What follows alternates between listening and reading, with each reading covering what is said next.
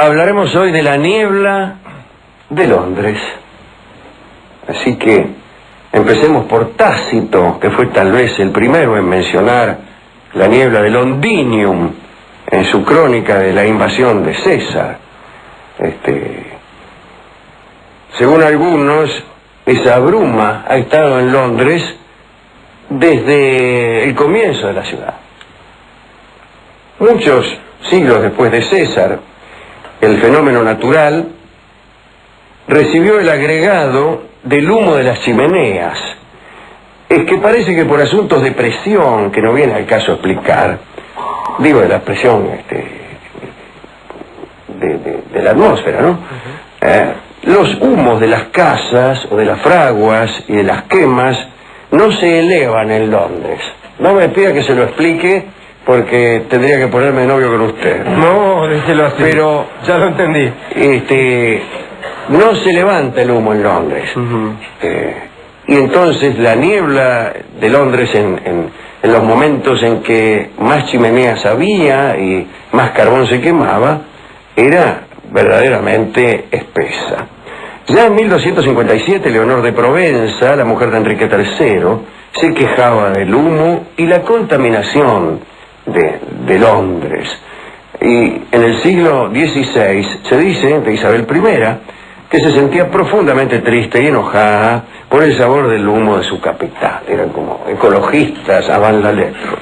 Cuentan que por esos tiempos de Isabel, ¿no?, la cifra de las chimeneas domésticas había aumentado mucho y que esas chimeneas eran algo superfluo, porque servían para sacar el humo de los hogares, pero solo para depositarlo en las calles de un modo más o menos definitivo. El humo no se iba nunca. Dice el cronista que el tiraje del cielo de Londres, qué extraordinario, hablar de que el cielo tiene tiraje. Bueno, no funcionaba correctamente, no funciona correctamente. Y que la bruma natural y el humo son imperecederos. Un detalle, había vendedores de niebla. Algunos mercachifles consideraban que la niebla era un preventivo contra la madera podrida y un salutífero. Es decir, que vos desparramabas un poco de niebla en un armario y no se te pudría. Y, por otra parte, aspirando niebla de un frasquito, conseguías mantenerte saludable durante toda la existencia. Entonces, iban a enfrascar bruma y sacaban bruma de los barrios más bacanes. Imagínense, no te van a vender bruma del Soho.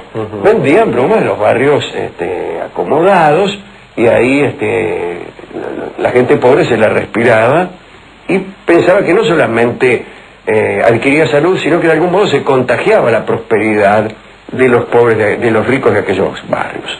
A principios del siglo XVII se consignaron numerosas quejas. Dice la crónica que el rey Jaime I quedó conmovido de compasión por el mal estado de la catedral de Saint Paul, por el hollín que tenía, ¿no? Decía que el hollín era un signo del avance del diablo, y yo creo eso también. ¿Sí? Cuando una cacerola está tiznada, es que el diablo anda cerca, Rolón. Sí. Usted como psicoanalista lo debe saber mucho mejor que nosotros. Ratifique, Rolón. Sí. El tizne en una catedral significa justamente que el diablo anda rondando aquel lugar santo para ver si encuentra un resquicio para introducir su maldad. ¿No es así, doctor? No, bien, es verdad. Lo dicho, un signo diabólico. Otros decían que era peligroso, y tenían razón en esto. Era peligrosa la niebla porque impedía ver los síntomas del fuego. Si todo estaba cubierto de niebla, era difícilmente visible cualquier humo novedoso, y entonces los bomberos recién se enteraban de los incendios cuando ya estaba todo hecho cenizas. Otro problema era naturalmente el de la visibilidad. En 1873 se produjeron 700 muertes por accidentes de tránsitos, o solamente de tránsito, debidos a la niebla. Hubo 19 niatos que murieron porque se cayeron al río, y se cayeron por no verlo. Venían caminando creyendo que no estaban en la vecindad del Tames, sino que estaban, por ejemplo, en Piccadilly Circus. Y no, estaban cerca del río, se caían al río, y cuando advertían su error, ya era demasiado tarde. La niebla permitió ocultar con más facilidad los robos y las violaciones que crecieron en una escala sin precedentes, especialmente en la peor de las décadas de nieblas que se recuerda, que fue la de 1880. Fueron precisamente esos los tiempos del asesino de Whitechapel, de Jack, el Destripador. Los habitantes de Londres conocían incluso distintos tipos de niebla. Había una especie negra, niebla negra, sí. Otra más bien verdecita, una variedad amarillenta y otra vulgar y gris. Todos parecían advertir cambios en la densidad de la humareda cuando se mezclaba con la luz del día o cuando los remolinos de viento se unían. Pero había distintas clases de niebla. Usted me dirá que puede ser por las luces, por las lamparitas de colores. Si usted pone una lámpara verde tras la niebla se pone un poco verde. Si en cambio la lámpara es roja, la niebla enrojece. De modo que no es el color de la niebla el que cambia el de las lámparas, sino el de las lámparas el que cambia el de las nieblas. Pero eso en cualquier parte que no sea Londres. En Londres la niebla viene de distintos colores. Cuando un auto se va, la niebla que lo cubre es roja. Y cuando viene, es blanca. Hay niebla sobre los semáforos.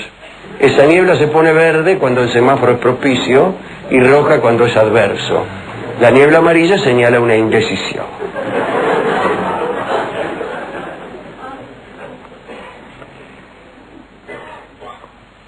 La niebla fue importantísima en las novelas con ambiente londinense. Siempre se consideró como una peculiaridad de Londres. Era una emanación única en la que en alguna época fue la ciudad más rica y grande de la tierra, ¿no? Ahí está Darwin, que escribió: hay cierta grandeza en las nieblas de Londres. Bueno, que pasa que a él le gustaba. Es decir, que existía un orgullo por aquella desdicha, podríamos decir. Y en las novelas había siempre niebla. Cuando Carlyle tildó a la niebla como tinta fluida, estaba ensayando las infinitas posibilidades de describir a Londres valiéndose de la niebla. Ahí recuerdo a Chesterton, ¿no? Dice: la niebla parecía una sopa de guisantes. No está mal, ¿no? Una sopa de arveja. Sí, sí, espesita la niebla. En las obras de Conan Doyle, sobre todo en las aventuras de Sherlock Holmes, aparece siempre alguna referencia a lo neblinoso. En La señal de los cuatro, el Dr. Watson pierde la orientación en medio de aquel aire vaporoso. Pero a Holmes nunca le fallaba la memoria y parece que iba pronunciando los nombres de las calles, aún no pudiendo leerlos, a medida que el coche avanzaba por la ciudad. Entonces iba, ahí le metía, ¿no? Riobamba, Ayacucho, Julián. Stevenson describe nieblas permanentemente.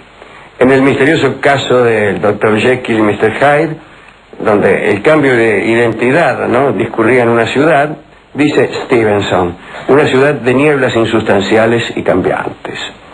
Elizabeth Barrett Browning escribió acerca de la mezcolanza nebulosa de la ciudad como algo que borraba todas las señales y símbolos de la capital, difuminando agujas, puentes, calles y plazas como si una esponja los embebiera.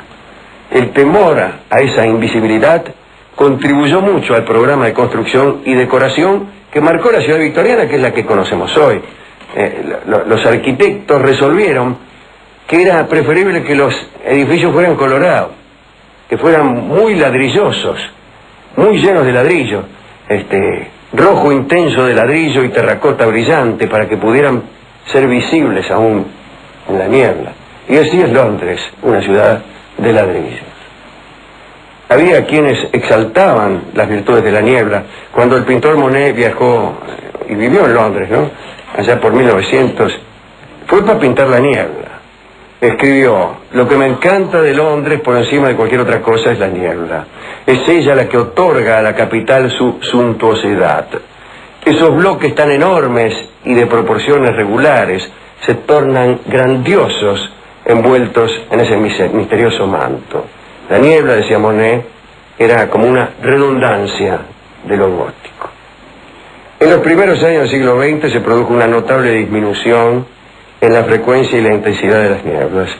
Algunos atribuyen ese cambio a la progresiva aparición del gas, de la luz eléctrica para sustituir al carbón. El caso es que ya no hay en Londres niebla como había. Seguramente algunos ediles londinenses y algunos nostálgicos estarán pensando en adecuadas medidas de contaminación para que regrese aquella niebla tradicional que atraía tantos turistas. Me gustaba esta charla acerca de la niebla londinense. Sin embargo, yo creo que la niebla es todavía más necesaria en las ciudades espantosas que en las bellas. La ciudad bella gana con la niebla, desde luego. Desde luego, es una ciudad hermosa, llena de niebla, es impresionista. Aleja la realidad, la pone en un plano conjetural. Hay cosas que vemos y cosas que adivinamos. Pero mejor todavía, la niebla es muy plástica. Las pinceladas de lo que uno ve no son tan nítidas. Hay algo artístico que va y viene, un fluir de las imágenes. Pero mucho mejor es la niebla en una ciudad espantosa. Imaginemos un barrio cualquiera, muy feo. Niebla, pero no un poco, mucha. Y no se ve nada. Oculta. Nada. ¿Cómo es el barrio horrible? Describámoslo. Una avenida, Sí. bastante ancha, con veredas finitas, sin árboles y con muchos corralones donde venden inodoros. Eso, no hace falta ninguna exageración. Eso, vivir ahí es horrible, ¿no? ¿Dónde vives? Vivo en la avenida de los... ¿A dónde? Del corralón, entre un corralón y otro, vivo yo, al fondo. Sí. No quiere ver eso. Viene la niebla y te viene a visitar a alguien. Bueno, este es el barrio. Y no se ve nada. Es hermoso, ¿verdad? Le dice uno. Y entonces, sí. Por ahí, allá se ve una luz en lo alto, un avión. ¿Es una torre? Tal vez.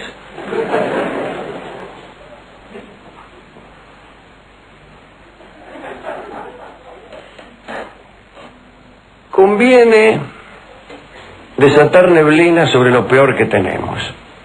Si lo peor que tenemos es el barrio, que el barrio tenga niebla para que no se vea. Pero hay muchos que son hábiles en desatar nieblas individuales sobre lo peor de sí mismos. Y eso me gustó tanto. Que aparezcamos neblinosos, que no se nos vea lo estúpidos y miserables que somos. Por eso conviene cierta reserva. Gente silenciosa. ¿Dónde viven? ¿De qué signo es? No.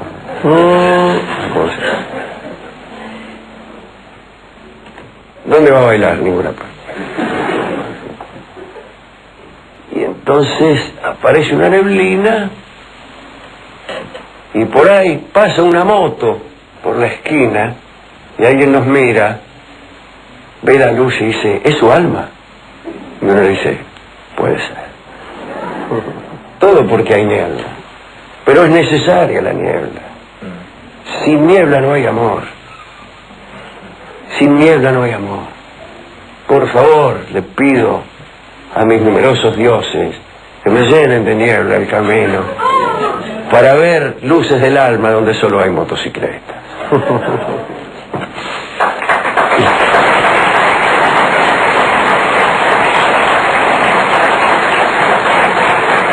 ¿A quién quiere dedicar esto?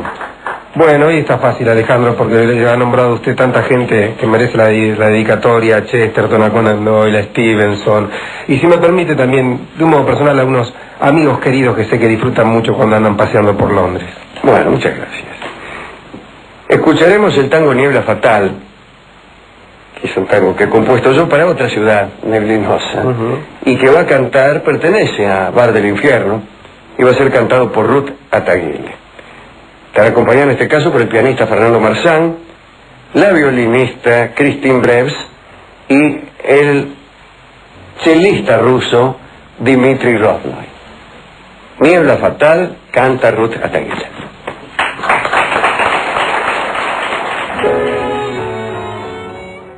Hablaremos hoy de la niebla de Londres.